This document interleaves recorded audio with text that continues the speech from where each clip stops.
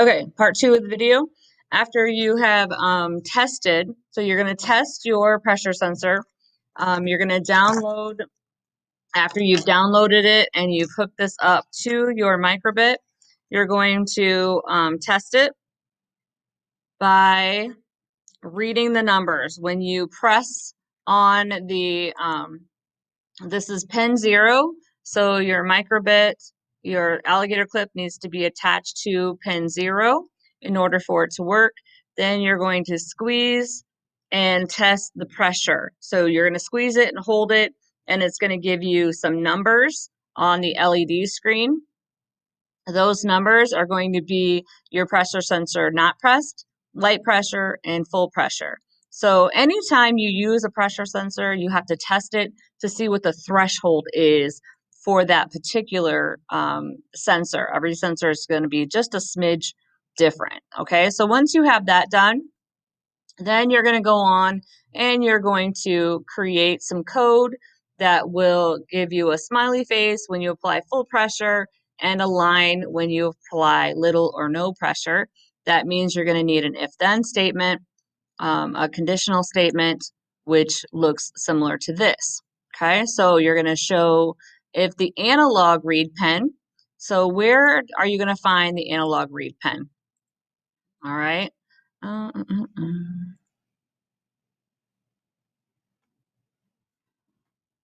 Sure sensor. Oh, don't want to do that.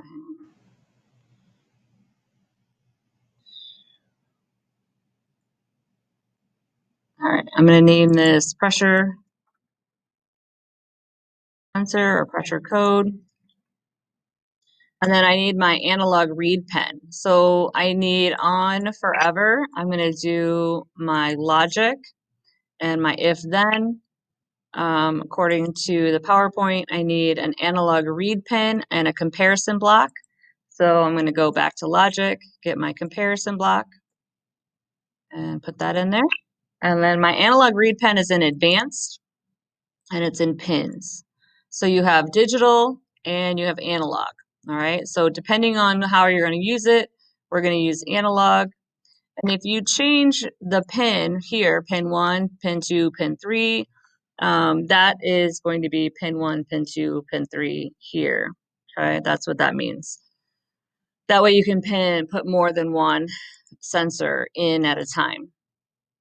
All right, we want ours to be greater than 500. So then I'm going to change this and change this. Okay.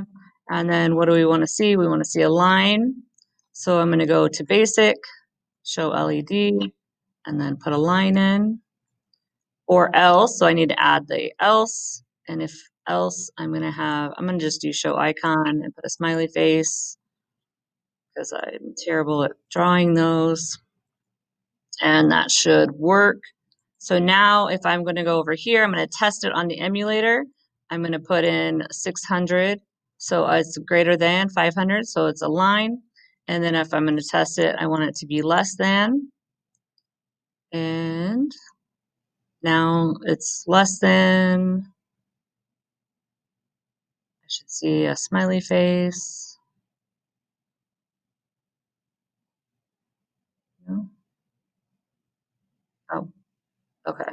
So did I put that in backwards? So line is above, smiley face below. So if you don't have, if you're doing this at home, you don't have a microbit, you can still test it, okay? If you are in class, go ahead and download it and try it. That way you can practice getting everything, all of the stuff hooked up. If your emulator works, if your code works on the emulator, but it doesn't work on your microbit, chances are you have something plugged in incorrectly, okay? So that's what you want to think about. Is it your hardware or is it your code? If your code works here but not here, then it's something else. It's your hardware. All right, so that does it for day 3. Enjoy, have some fun with that, and we'll pick up again a little bit later.